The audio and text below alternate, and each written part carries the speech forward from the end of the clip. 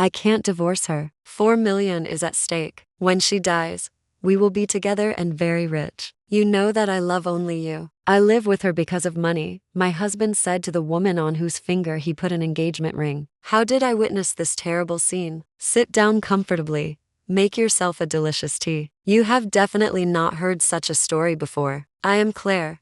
I am 64 years old. In 2 days my anniversary will be, but I will turn the celebration into a real test for my husband and his mistress. I hadn't meant to spy. I was on my way to meet a friend for lemon pie and gossip the cardio of women my age when I spotted our family car idling brazenly outside a jewelry store. Gabriel loved 3 things: cufflinks, the sound of his own voice, and being photographed opening car doors like a gentleman. Jewelry stores were not his natural habitat unless he had something to prove. And with my birthday 2 days away, I did what hopeful wives do. I edited the world into a romance. All right, movie moment, I whispered to myself, heart hammering like a girl cutting class. I slipped between parked cars, pressed the fob, and the locks chirped the way traders do. I eased open the back door and tucked myself behind the driver's seat, small as a secret. Don't laugh, I used to be deadly at hide and seek with the kids. Old muscles remember. I folded into shadow, knees protesting, perfume stuffed into my purse so my scent wouldn't give me away. My lipstick, however hell-bent on dramatics, slid off the seat and landed under the mat with a soft scritch. I stilled,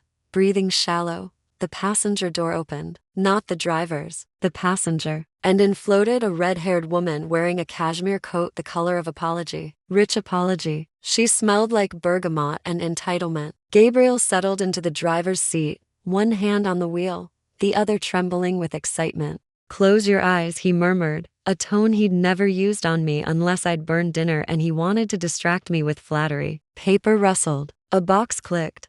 I know this isn't exactly what you wanted, he said. It's not a wedding ring, but it's a symbol of my love. You mean everything to me. She means nothing. I can't break up with her. There's 4 million at stake. When she dies, we'll be together and very rich. You know I only love you. I live with her because of the money. There are sentences that slam the door on a life. That one didn't slam, it unscrewed the hinges and handed them to me like party favors. 40 years married, 2 kids, 1,000 shirts ironed, 1,000 dinners plated, the gold cufflinks hemmed into every French cuff so he'd never misplace fortune. He told me once that I was his luck. Turns out I was his annuity. The redhead opened her eyes and gasped. I saw the ring first, diamond like a lighthouse warning ships off a murderous coast. Then I saw her face. Recognition snapped my spine straight. She was the chef's wife, not just any chef, Gabriel's boss. The man whose menus Gabriel evangelized like scripture. 2 months ago, those 2 had dined at our home, and I'd basted a turkey with orange and thyme while she asked for my gravy recipe and smiled like a woman who licks the spoon after poisoning the stew. Thursday, the redhead said now, her voice low, anxious. But it's her anniversary. We invited 40 guests, Gabriel said, chuckling in that boyish, boot polish way of his. If she notices, I'll lie that I was called to work. We'll meet at your place. Unless your husband is playing hero again, or we rent a hotel. Something discreet. It's a curious thing to hear your own devaluation spoken aloud. You start to inventory what you gave freely. The way I warmed his shoes with the hairdryer on winter mornings. How I stitched the lining of that navy suit after he tore it arriving late to our daughter's recital and pretending he'd been there the whole time. How I massaged the tension at the base of his skull on book launch weeks, whispering the kind of encouragement that would have won wars if applied to nations instead of fragile egos. And here he was, slipping another woman a ring and a roadmap to my funeral. I didn't cry. Old me might have. New me went still as a deer deciding whether to gore the hunter. When he escorted her to her townhouse, a white brick place with wrought iron railings and too many hydrangeas, I slid out, closed the door with a prayer for squeaky hinges, and walked 3 blocks before calling a taxi. My hands were steady enough to text my friend. Change of plans. Lemon pie can wait. I need something stronger. Her name is Frankie. We've survived braces, bad perms, and 2 recessions together. She opened her apartment door wearing a silk kimono covered in koi that looked like they were gossiping. You look like a thunderstorm, she said, pulling me in. Sit, talk. I told her everything. The car, the ring, the words. When I told her who the mistress was, Frankie's jaw actually clicked. The chef's wife? Baby, that's not a triangle, that's a corporate Venn diagram. It gets better, I said, and relayed Thursday's plan, the lie, the hotel. Frankie poured bourbon into teacups, because irony deserves china. Well, she said, you've been loyal for decades. How do you feel about being strategic for 1 week? I feel like fixing a leak with a flood. Good. Because you know what they always forget. Frankie leaned in. They forget we know how to host. A plan is a living thing. Ours grew in boldness with each refill. By midnight, I could have cut diamonds with my smile. First, there would be the party, the glorious, glittering Trojan horse. 40 guests, candles, the silver inherited from my grandmother, the playlist curated to make the house hum. And in the center of it all, a moment designed to wring Gabriel's heart like a dishcloth in public.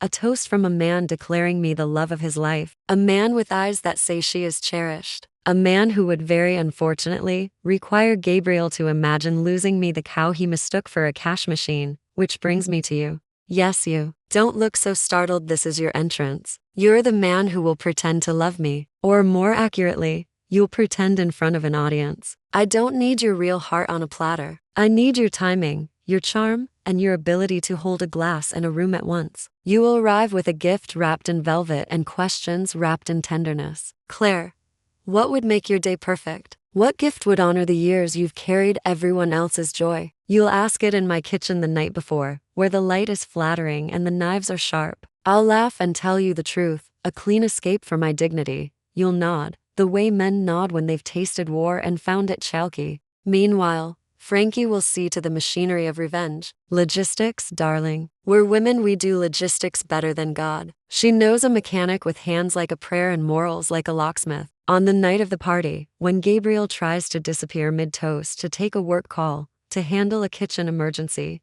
or whatever his lying brain decides, his beloved car will be temporarily indisposed. Nothing harmful, just pacified. A clipped wire kissed loose, a battery terminal loosened to the point of sulking, a vehicle as immobilized as his excuses. But the party is only the appetizer. The main course is a sting. The redhead, let's give her a name so I don't keep calling her a color. Vivian. It suits her, doesn't it? Expensive, flammable. Vivian believes she's smarter than the wives she passes like waiters carrying trays. She is not. She's married to a chef who hires my husband and who will not enjoy discovering that his household is catering to sabotage. Frankie, who has more friends than a bartending angel, happens to know the chef's actual friend. Not the Instagram kind, the kind who helped him move a sofa at midnight, who held his hand during his ulcer surgery. The friend's name is Leo. Leo has a jaw like a fairy dock and the kind of straightforward gaze that makes lies shrivel. Frankie promised she could get him to coffee. Men will show up for two things: sports finals and a woman saying, I found something you should see.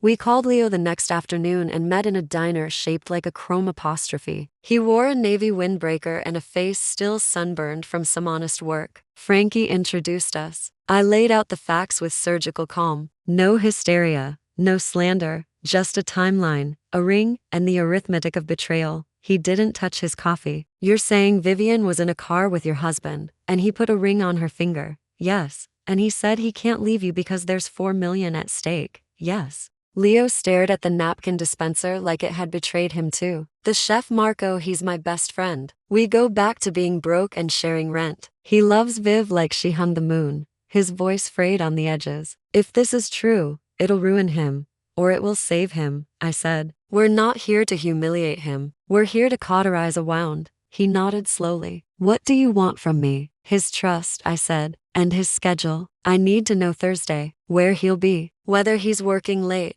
or going home early. I need to know how to catch clean, not chase rumors. Leo exhaled like he'd been holding his breath for a marriage. Thursday, he's at the restaurant until 10. There's a private tasting. He'd expect to be home by 11:30. If she's not there, he swallowed. He notices. Then we set a trap that doesn't touch his pride, Frankie said, all business. They think they're clever? Fine. We'll be kinder. We'll be clean. Here is how you fit in again. At the party, you raise your glass and call me, bless your theatrical heart, the love of your life. You'll do it with such art that even I will believe it for a second. Guests will sigh. Gabriel, never one to surrender the spotlight, will attempt his vanishing act, phone to ear, whispering apologies as he slips toward the door. He will discover a car that refuses to purr. He'll call a ride. We'll already know which car service he prefers. Frankie has his email receipts memorized by now. He will order the ride to the hotel he and Vivian chose. He used the word discreet. Men always do, right before the crash. And while he's trapped in the amber of logistics, the second half of our team will be moving. Leo will text Marco, the chef, and say, "Brother, there's something wrong. Come with me now. Don't ask questions." Marco will arrive at the hotel with Leo, perhaps with hands shaking or flat, the way a man walks into a storm with a broken umbrella and a prayer. I will be there too, and yes, I know exactly what you're thinking. What kind of woman shows up to watch her marriage implode? The kind who refuses to be an alibi. It will be unambiguous. Doors open, keys in bowls. Two people who swear the universe owes them secrecy, suddenly faced with the unpaid bill. And because the universe occasionally tips its waitstaff, there will be contracts. You see, long before he was mine, Gabriel was a man who believed in fine print. He demanded a fidelity clause in our prenup, his idea of a gentleman's safety net for a lesser partner. He required Vivian to sign a similar clause when they married. Oh, didn't I mention that? She married Marco under a veil of promises, and he, being prudent, did the same. Infidelity equals forfeiture. Jointly acquired property reverts, investments locked, support withheld. Gabriel, in his genius, taught me the rules of the cage he now rattles with his own hands. "Why are you so calm?" Leo asked in the diner. "Because men like my husband always leave breadcrumbs," I said. "I'm simply following them to the oven he preheated." Frankie grinned into her coffee. "Tell him about the anniversary." "Yes," I said, and looked at you again, "because you need to taste the scene you'll help me stage. The house will be radiant. I will wear the blue silk dress Gabriel calls my lucky star when he wants me to smile and forget an insult. The table will gleam. Guests will arrive, friends, neighbors, a few colleagues who believe in the fiction of our marriage. Music will veil the chatter. At 8, the toasts begin. A neighbor speaks, my daughter speaks, and then you'll stand, straight-backed,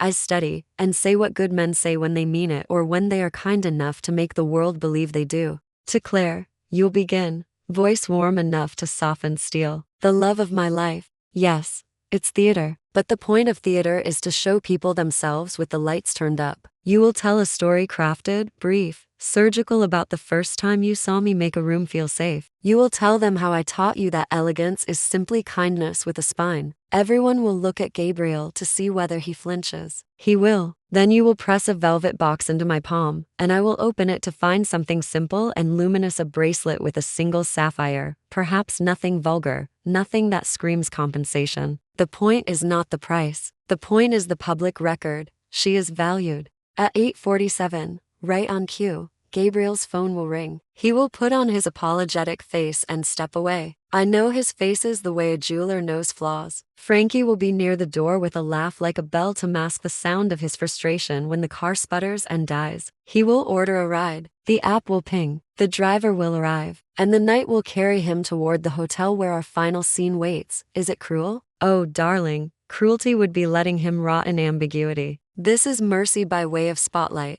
I drove home from the diner with the windows open and the air biting my cheeks. I wanted the cold to keep me honest. At a red light, I pictured myself at 24 in a thrifted wedding dress, cheeks full of dreams, believing that if I handed a man my best self, he'd guard it like a relic. At 64, I know better. You don't hand your best self to anyone. You invite them to visit, and if they start acting like landlords, you change the locks. That night, I stood in front of the mirror and studied the woman I was arming. Silver at the temples, lines that tell the truth about joy and the way it costs. Shoulders still square, heart intact, if bruised. We're going to do this clean, I told her reflection. No hysterics, no public bloodletting. My reflection raised an eyebrow. But make no mistake, we are going to do it. I texted you, the man who will pretend to love me, because I like to make bold requests while my courage is still hot. Tomorrow, 7 p.m., my kitchen. Bring flowers you would choose for a woman you respect. Ask me what gift to give me. I'll tell you. Then learn your toast. You'll call me the love of your life, and you'll mean it, for 90 seconds, with your whole body. Afterward,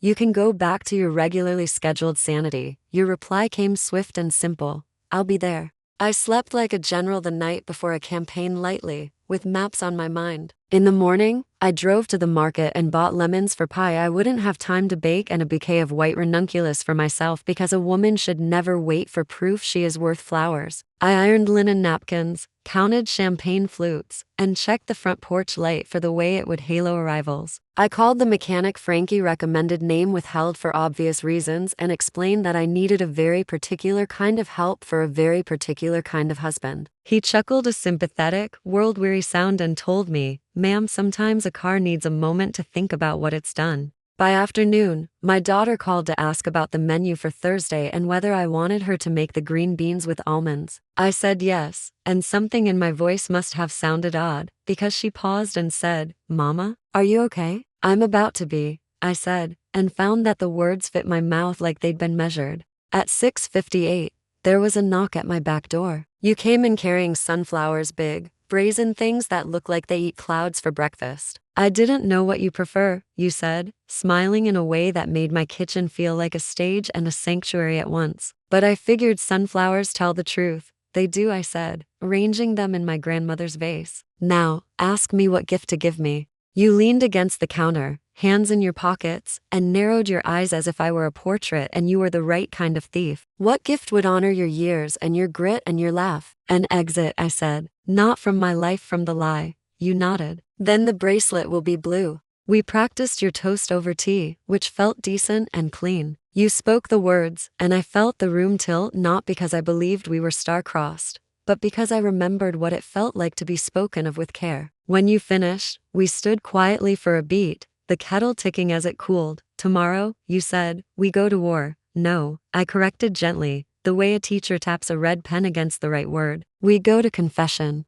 Outside, the porch light burned steady. In the driveway, Gabriel's car sat innocent, its heart untroubled for now. Somewhere across town, Vivian probably tried on outfits in front of a mirror, choosing the one she'd want to be caught in if the world ever turned honest. At the restaurant, Marco plated art like salvation, unaware that truth was dicking onions with his name on it. When you left, I stood by the sink and rinsed a teacups, listening to the water's even hiss. 2 days until my birthday, 1 day until the party, a handful of hours until the quiet house I built would become a stage, and the life I'd curated with patience and polish would reveal its one crack and the light vaulting through it. I dried my hands, lit a single candle on the counter, and said aloud to the empty room, "Karma, darling, hope you're hungry." And somewhere in the city, a mechanic rolled a soft cloth over a socket wrench and smiled. Morning arrived like a crisp envelope slipped under my door, an invitation to behave beautifully while planning a public unmasking.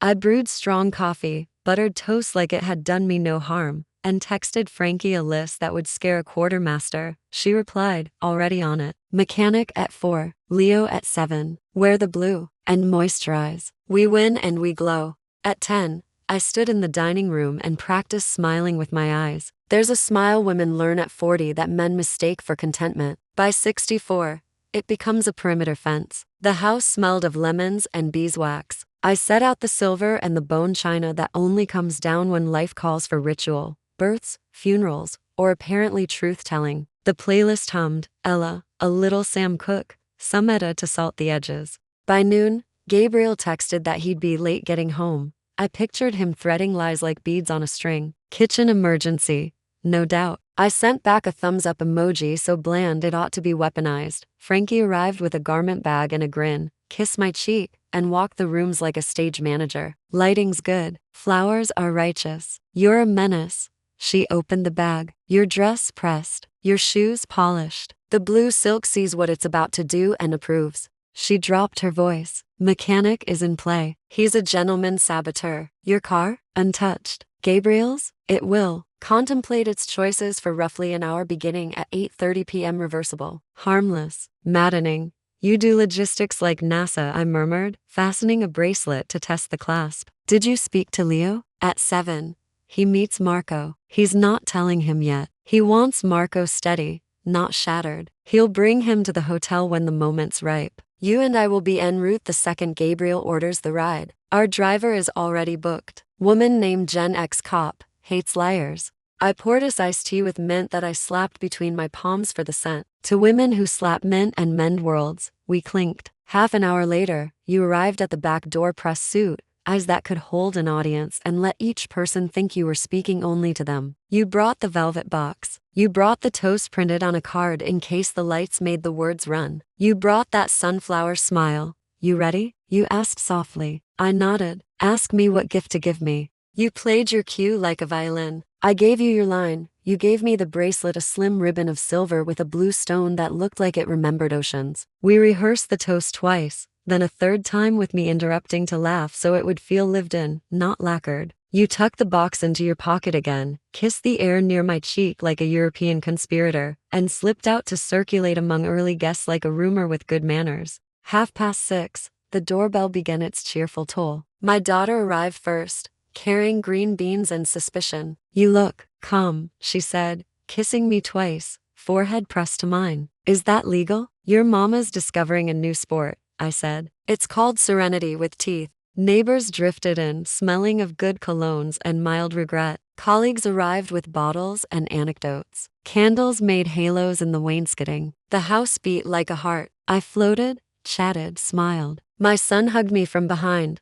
like he used to at 15 when he wanted the car keys. Happy early, Ma, he said. You're something else in that dress. At 7:55, Gabriel swept in with a bouquet so extravagant it looked like a bribe. He kissed my cheek the way men kiss quicksand. You look beautiful, he said, eyes scanning the room for witnesses. Sorry to be late. You wouldn't believe the day. Oh, I replied lightly, taking the flowers like they were messages from the front. I would. He relaxed, thinking I was soft, thinking everything was soft. Men are forever confusing softness with surrender because both are quiet. At 8, my daughter chimed her glass with a teaspoon and welcomed everyone. She toasted my laugh, my recipes, the way I once patched a neighbor's tire in a storm because the roadside service was afraid of puddles. People laughed and dabbed at eyes. I squeezed her hand. I wanted to tell her she'd be okay, that I was okay, that the world can break and still hold tea. A neighbor followed with a funny story about me policing the cul-de-sac speeders. Polite laughter. Gabriel bounced on the balls of his feet, rehearsing a persona. Then you took your breath and your moment in the room. Friends, you began, voice made of velvet and fact. A person like Claire is rare in any decade. Heads turned. Silence gathered like good linen. She has spent a lifetime laying tables for other people's joy. Tonight, we insist she sit just for a minute and let us lay something at hers. You told your story imagined but true in spirit about the time you watched me calm a trembling room, about the way I stood my ground with grace sharp enough to cut a knot in half. You let the air warm with your smile. And then the line we practiced, delivered without a tremor, to Claire, the love of my life. A ripple ran through the room, the soft intake that always follows a good trick or a holy moment. You presented the velvet box. I opened it not too fast, not too slow. The stone winked like a conspirator. The applause came kind, then honest, then thunderous. I hugged you, whispered, perfect, and pressed the box to my sternum as if it held a pulse. Gabriel's smile was the fixed kind taxidermist's learn. He kissed my temple and said something to the room that sounded like approval and tasted like ash. Then, right on cue 8:47, as if the night were a clock he didn't own, his phone lit the inside of his jacket. He glanced, his brow knit. He mouthed kitchen and lifted a finger at me that meant just a minute. He slipped toward the foyer.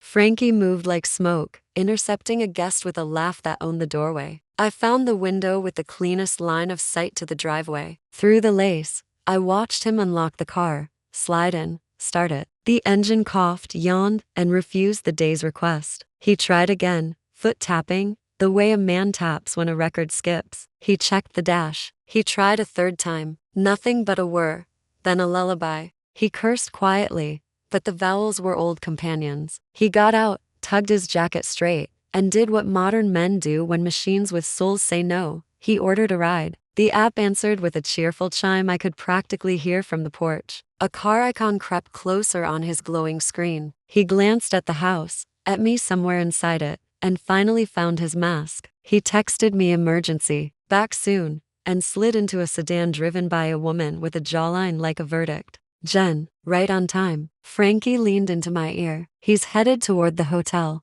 I turned to you. Act 2. Take over the room for 10 minutes, telltale jokes, refill glasses, distract the hawk-eyed. You saluted with your champagne flute. With pleasure. I kissed my daughter's cheek, told my son to keep an eye on the roast, and slipped out the back with Frankie, keys in hand. The night air held the clean bite of lawn and future. Our driver another friend, because women built the underground railroad of modern reciprocity idled at the curb. We slid into the back. Frankie checked her phone. Leo's text, taking Marco to get fresh air. Translation, he's bringing him to the hotel. He hasn't told him why. Says Marco's been quiet all evening. Knife work quiet. My stomach did a dignified somersault. When men get quiet like that, they either pray or burn. The city unspooled in cumin-scented blocks and neon punctuation. Street lights stitched us forward. I watched our reflection blur in shop windows and thought of myself at 30, laughing at the idea that I would ever plod in a car on a Thursday night with my best friend while wearing sapphires earned by fury. Frankie checked a second message. Jen says he kept checking his hair in her rearview like a teenager. Then he fixed his tie twice. The man is not subtle. Subtlety died when he bought Vivian a diamond the size of a nursery rhyme, I said. We reached the hotel, a discreet tower pretending to be a secret. Its lobby smelled like money pretending to be eucalyptus. Jen dropped Gabriel at the side entrance, the one shielded by planters large enough to hide a wedding party. We told our driver to circle the block and wait. From our vantage point across the street, we watched Gabriel glide in with a confidence that looked borrowed. 2 minutes later, Leo's car nosed to the curb. He got out first, scanning the entrance like someone who loves a man and is ready to catch him if he falls. Marco emerged behind him, tall, white jacket swapped for a dark sweater, face bleached and drawn, the way a chef looks after service. Wrung, awake, alone inside a clamor. Frankie squeezed my knee. Do you want to go in with them? I want to go in ahead of them. I inhaled slow. I want to be standing where the truth lands. We crossed. Inside, everything was hush and marble. I walked with my back very straight, a woman in a blue dress who could have been arriving for champagne or closure. We didn't stop at the front desk. Leo caught up, his voice low. Room 1412. He used that one last time. His jaw tightened. Never mind. We stepped into the elevator. The doors closed on 4 faces arranged against fate. A woman in a blue dress who had kept a house like a chapel, her best friend, with a mouth full of razors for the wicked, a man who loved his friend enough to bring him here, and a chef who had plated joy for a living and was about to taste something burnt. On 14, the carpet was deep enough to swallow apologies. We walked. My heels made soft declarations. Outside 1412, Leo paused, looked to me. Are you certain? I am done being certain about the wrong things, I said. Now I'm only certain about myself. Somewhere inside, a laugh, muffled, footsteps, the faint ding of a phone set on a table. My heart remained tidy. Frankie handed Marco the extra keycard she'd acquired with the kind of charm you can't teach. He looked at it like it was a scalpel.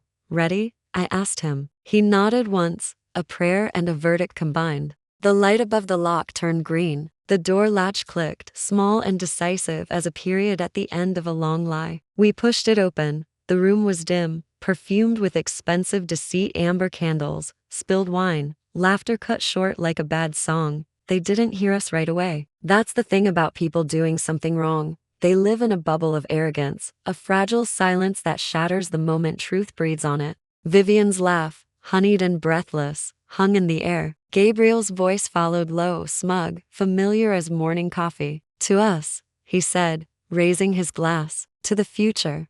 The door swung fully open. Light from the hall sliced across the carpet and across their faces. It's strange what you notice when your world tips. Not the faces first, oh no. Your brain protects you for a second. I saw the small things. The lipstick mark on the rim of his glass, not mine. The champagne bottle lying at an angle like it had fainted from guilt. The hotel slippers tossed aside. Then I saw him, my husband of 40 years, frozen mid-toast. His mouth still shaped around a word he'd never say again without tasting blood. Us. Hello, darling, I said, voice calm as cut crystal. Don't stop on my account. Vivian turned, the color draining from her skin so fast it was almost artistic. She pulled the sheet to her chest as though modesty could resurrect her dignity. Claire, she gasped.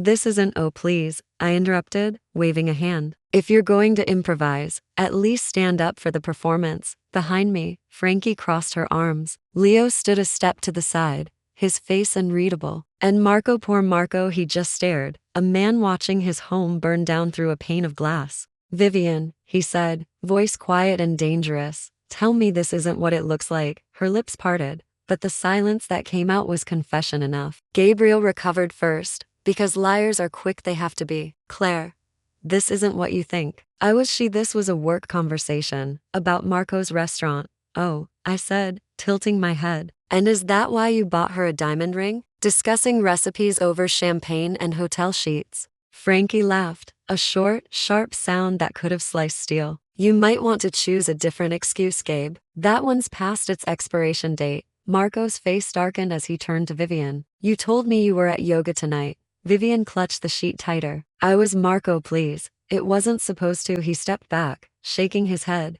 pain and disgust mixing like oil and water. 40 people at a party, and you thought you could hide here like a teenager? Gabriel moved toward me, hand half raised, pleading. Claire, listen to me. You have to understand. Understand?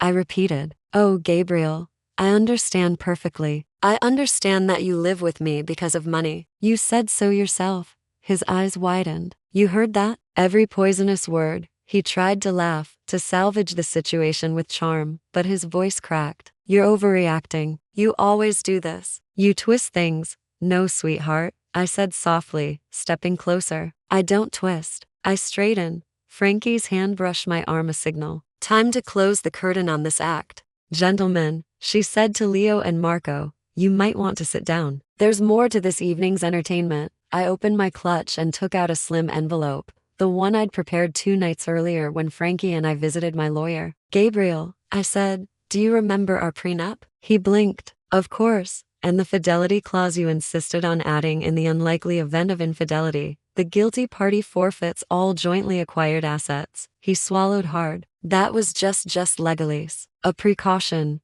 indeed, I said. A precaution that now protects me rather beautifully. I turned to Marco. And your wife signed a similar one, didn't she? Marco's eyes narrowed. Yes, I made her. She said it was unnecessary. Well, Frankie said brightly, I suppose the universe just drafted your financial protection plan. Gabriel's composure cracked. Claire, you can't do this. Think of our family. The children, oh. Don't you dare, I snapped. Don't use their names as shields for your cowardice. They grew up thinking their father was a man of integrity. You've proven otherwise. Vivian looked like she wanted the bed to swallow her whole. Claire, please. You can't ruin both of us. I smiled. Ruin? My dear, I'm not ruining you. You ruined yourself. I'm merely turning on the lights. Leo stepped forward, hand on Marco's shoulder. Let's go, he said quietly. They don't deserve any more of your air. Marco didn't move. He looked at Vivian one last time, eyes full of grief and disbelief. You had everything,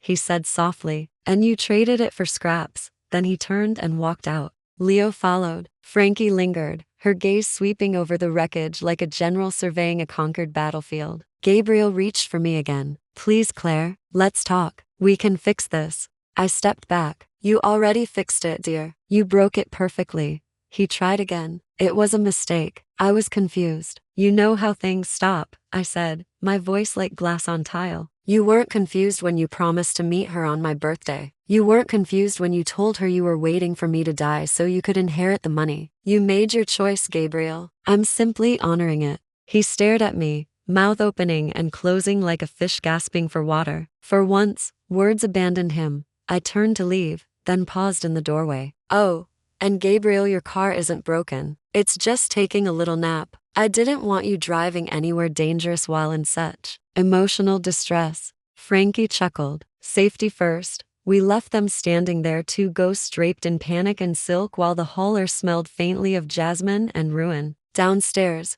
Marco sat in the lobby bar, staring at his untouched drink. Leo sat beside him, silent. I approached, careful, respectful. I'm sorry you had to see that, I said. He looked up, and for the first time, I saw not the betrayed husband but the man underneath, the one who had built something beautiful only to watch it crumble. You didn't owe me that apology, he said quietly. You just saved me years of blindness. Frankie ordered 3 bourbons, no ice. To new beginnings, she said. We clinked glasses, the sound sharp and cleansing. After a long silence, Marco turned to me. How long have you known? 2 days, I said. Long enough to stop loving the man he pretended to be. He nodded slowly. You handled it with grace. I smiled, faint but real. Grace is my middle finger in pearls. He laughed, the first sound of life I'd heard from him since we met. You're extraordinary. Just organized, I said. Organization and rage. The twin engines of survival. He studied me,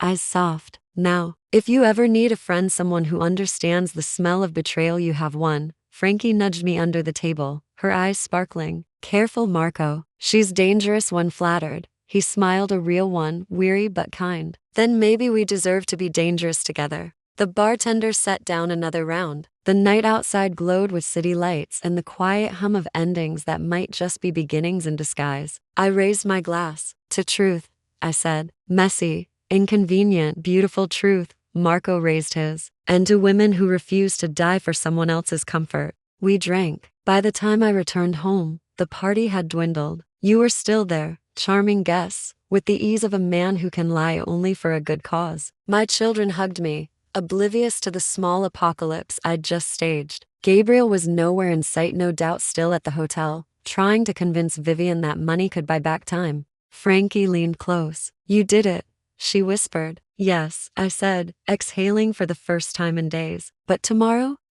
I start living again. She smiled. Then maybe start with breakfast somewhere that doesn't serve regret. I laughed, a real, clean sound that startled even me. Upstairs, in my quiet bedroom, I looked at the reflection in the mirror, a woman who'd been burned but not broken. My blue dress shimmered in the lamplight. My eyes looked older, yes, but sharper. Awake. On the nightstand lay the velvet box, the bracelet you'd given me for show. I picked it up, fastened it around my wrist, and whispered, to freedom. And somewhere in the city, a man who once thought he owned me sat in a dark room, realizing that the cost of betrayal isn't just love, it's losing the only person who ever made you whole. Tomorrow, he'd learn what it meant to live without my loyalty. And I had a breakfast to plan, with Marco. Because life, my darling, has a wicked sense of humor, and I intend to laugh along with it. The morning light spilled across my bed like an apology. The sun hadn't rehearsed. The house was silent, save for the soft hum of the refrigerator and the creak of the old oak outside my window. I lay there for a long while, my pulse still tuned to last night's rhythm, the confrontation, the truth, the sharp click of a door unlocking on my future. For 40 years, I woke before Gabriel, warmed his coffee mug, folded his newspaper to the sports section, and kissed the back of his head while he mumbled about meetings. That morning, I did none of it. I stretched wide across the bed, toes pointed to the corners like I was reclaiming territory. I checked my phone. Dozens of unread messages, friends thanking me for the party, my daughter sending heart emojis, and one from Frankie that read, Rise and shine, warrior. Pancakes at Rosie's in an hour. Bring your appetite and your sense of mischief. There was one more message from Gabriel. A single line. We need to talk. I deleted it without opening. By the time I reached Rosie's diner, Frankie was in her usual booth, a tower of pancakes in front of her and sunglasses so large they could have hosted their own weather system. There she is, she said, clapping. The woman who made karma purr last night. I slid into the seat. You could have warned me that exposing two adulterers in a hotel suite leaves you with a hangover of adrenaline. She snorted. Honey, that was the sound of 40 years of pent-up self-control evacuating your bloodstream. Feels like it. I stirred my coffee. You think they've realized the fallout yet? Oh, they've realized. Frankie sipped her mimosa. Vivian's marriage is as cooked as her husband's Sunday roast, and your soon-to-be ex is trending locally as a cautionary tale. Someone leaked a photo from the hotel corridor. Don't look at me. I smirked. You didn't have to. The universe handles PR for women like me. The waitress brought more coffee. So, Frankie said, lowering her voice, what's next for you, Claire? The papers? The lawyers? The victory lap? None of that yet, I said. I'm going to have breakfast with Marco. She arched an eyebrow. The chef? Oh, well, isn't that poetic symmetry? He called last night, I admitted, said he wanted to talk. I think he needs closure, or maybe just someone who understands what betrayal tastes like. Frankie smirked. Closure? Breakfast?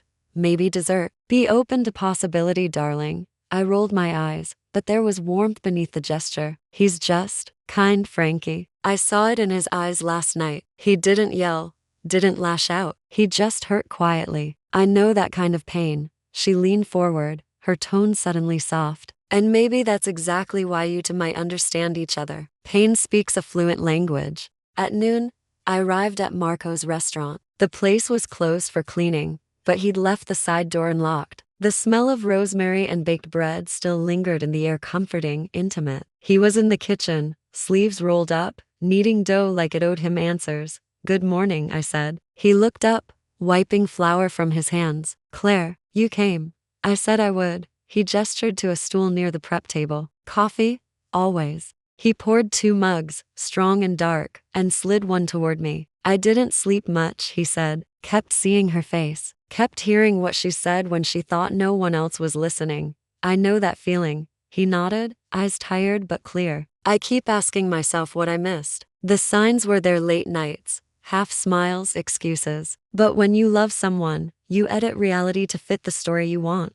"That's the curse of the faithful," I said. "We assume loyalty is contagious." He smiled faintly. "You have a way of saying things that sound like they should be printed on linen napkins. I've had a lot of practice disguising fury as elegance." He laughed quietly. "I admire that." For a few minutes, we sat in companionable silence, sipping coffee and watching the dough rise. The kitchen clock ticked, the kind of sound that used to irritate me when my life was measured by other people's needs. Now it just felt like proof that time still worked in my favor. "Are you going to divorce him?" Marco asked gently. "Yes," I said. "I already called my lawyer this morning. I'm keeping the house, the art, and my sanity. He can have his suits and his vanity." "Good," Marco said. "You deserve peace." I looked at him, at the steadiness in his gaze. "And you? What will you do?" He exhaled slowly. "I don't know. The restaurant is mine, but the house feels haunted now. Maybe I'll stay in the apartment upstairs for a while. Start fresh." "Starting fresh at our age," I said, "isn't about reinvention. It's about excavation, digging out the parts of ourselves we buried to keep others comfortable." He smiled. "And what's buried under, Claire?" "Curiosity," I said, "and mischief, and an appetite for good food cooked by better company." He laughed, low and genuine. "Then let me feed both." Lunch turned into an afternoon of laughter and stories. He cooked because, of course, he did, simple things done perfectly. Roasted tomatoes on sourdough, a salad bright with lemon and mint. The kind of food that reminds you the world still holds flavor after loss. When we finished, he poured wine. "To surviving," he said. "To thriving," I corrected, raising my glass. Our eyes met over the rim, and for a heartbeat, I felt something shift. Not love, not yet, but possibility. The kind that tiptoes in softly, wearing no promises, just warmth. By evening, I was home again. Gabriel's car was gone from the driveway. Inside,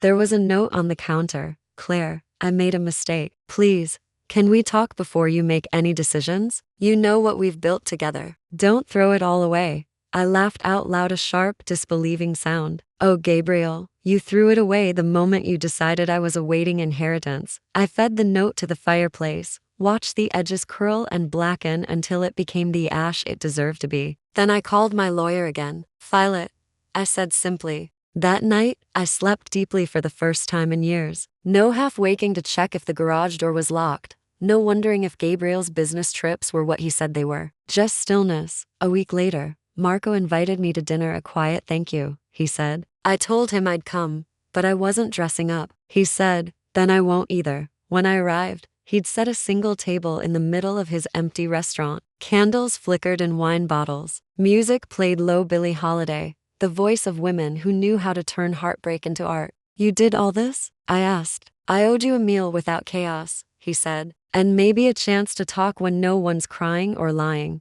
It was, quite possibly, the best dinner of my life. Not because of the food, though it was divine, but because of the silence between us. It wasn't awkward. It was full. Two people sitting in the echo of endings and realizing they still had stories left to tell. After dessert, he walked me to my car. The air was cool and smelled faintly of basil from the kitchen. "I didn't think I'd laugh again," he said quietly. "Not after that night. I didn't think I'd trust anyone enough to share silence," I replied. He hesitated, then said, "Maybe we can practice both." I smiled. "Maybe we already are." He kissed my hand, not like a lover yet, but like a promise waiting for its right time. As I drove home, I caught my reflection in the rearview mirror, a woman unafraid of endings because she finally understood beginnings could arrive wearing the same shoes. For decades, I'd built my world around a man who measured love in currency. Now, I was learning to measure it in laughter, in quiet meals, in the thrill of freedom that doesn't ask permission. The next morning, when the post arrived, I found an envelope from my lawyer confirming what I already knew. Gabriel's fate was sealed. The assets were mine, the house was mine, and most importantly, my peace was mine. I looked out at the garden I'd tended for years, the roses heavy with late blooms. I thought of Marco's steady eyes, of Frankie's fierce grin, of the way I had walked into a hotel room and chosen dignity over despair. The breeze lifted, carrying the scent of rain and renewal. And for the first time in my life, I whispered to myself, not as a wife, not as a mother, but as a woman reborn. I am free. But freedom, my dear, always leads somewhere new. And that somewhere was closer than I knew. 3 weeks after the hotel, life had settled into a strange, radiant calm. The kind that comes when the storm passes, and all that's left is the sound of branches stretching back toward the sun. Gabriel moved out quietly, no grand speeches, no tears, just the dull shuffle of boxes and self-pity. I didn't bother to watch. Frankie did though. She sat on the porch with a glass of iced tea, narrating the event like a nature documentary. Observe, she whispered, the male of the species in retreat. Notice how he avoids eye contact and carries his trophy suits, golf clubs, wounded pride back to the wild. I laughed so hard I nearly spilled my drink. Frankie, you are incorrigible. I'm observant, she said, and I'm proud of you. You didn't flinch once. Why would I? I said. He's just taking the trash out. That made her snort so loudly the neighbor's dog barked. When he was gone, I stood in the doorway of my house and breathed. It was astonishing how light the air felt without deceit in it. The silence wasn't empty anymore, it was luxurious. I could hear myself think, and my thoughts were delicious. Marco and I had started meeting every few days. Always simple coffee, a walk, sometimes dinner at his restaurant after closing. There was no rush, no pretense, no performance. Two people talking, laughing, healing. One evening, we sat on the patio behind his restaurant. The city hummed softly beyond the fence. Fairy lights tangled above us like lazy constellations. He poured me a glass of red wine, rich and earthy. You seem lighter, he said. I feel it, I admitted. It's like taking off a coat I didn't realize I'd been wearing all summer. He nodded. That's what truth does. It burns the fabric of lies, but the skin beneath it breathes again. I smiled. You sound like a poet for a man who deals in sauces and salt. Cooking is poetry, he said. You just eat the verses. I laughed, and something inside me warmed, a small, shy flicker of affection I hadn't felt in years. He noticed. You're smiling differently these days. Differently? Yes. Before, your smile was polite. Now, it's real. It's like your heart finally joined in. I set down my glass. Maybe it did. We didn't rush toward each other like movie characters. We simply sat there, the silence full of unspoken yeses. He reached across the table and brushed my hand with his. You know, he said, Vivian always envied you. I blinked. Me? Yes. She said you had a calm that scared her. That no matter how beautiful the party, people always looked to you to see how to behave. I smirked. And she decided to take my husband to see if she could steal the calm. She mistook serenity for weakness, he said. But I think you showed us all what power looks like. Power, I murmured, isn't yelling. It's choosing when to speak. He nodded, and for a moment, the only sound was the wind moving through the vines. 2 months later, the divorce was finalized. Clean, uncontested. Gabriel tried one last act of theater. He sent me a letter full of nostalgia, begging for forgiveness, promising growth. I mailed it back, unopened, with a single note attached. Return to sender. Recipient no longer available for self-pity. Frankie framed a copy of that note and hung it in her kitchen. A masterpiece, she declared. We'll toast to it every year. Marco's restaurant grew busier by the week. Word spread about his new seasonal menu. People whispered about the chef who cooks like he's making peace with the world.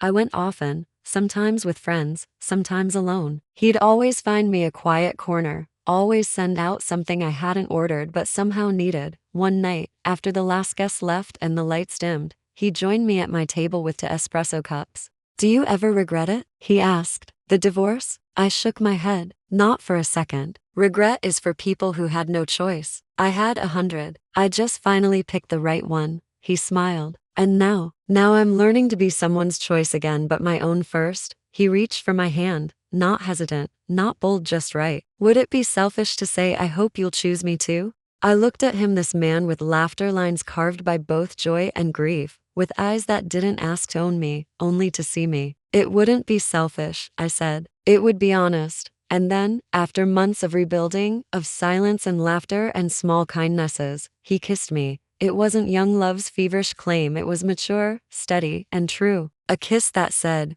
"We've earned this." Weeks turned into months, and life grew lush again. The garden bloomed like it knew I was watching now. I repainted the kitchen, threw out the china Gabriel's mother had insisted on giving us, and filled the shelves with mismatched dishes that made me smile. One Sunday, Marco and I hosted a small dinner in my backyard. Frankie, my kids, a few close friends. The air smelled of rosemary and laughter. He grilled. I poured wine. Frankie told stories that made everyone choke with laughter. My daughter leaned over at one point and whispered, "You look happy, Mom." "I am," I said. "Finally by design, not by accident." She squeezed my hand. "You deserve that." I watched Marco at the grill, sleeves rolled up, humming some Italian tune under his breath. The flames reflected in his eyes like promise. Frankie raised her glass. "To Claire," she declared, "who proved that age doesn't dull revenge, it refines it." The table erupted in laughter. I shook my head, smiling. "To truth,"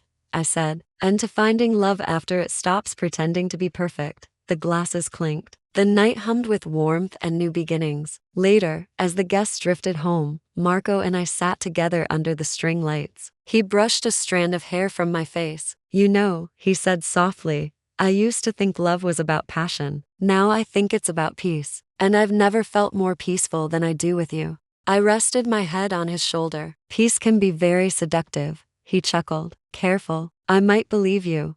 "Good," I murmured, "because I mean it." We sat there until the candles burned low and the stars began to yawn.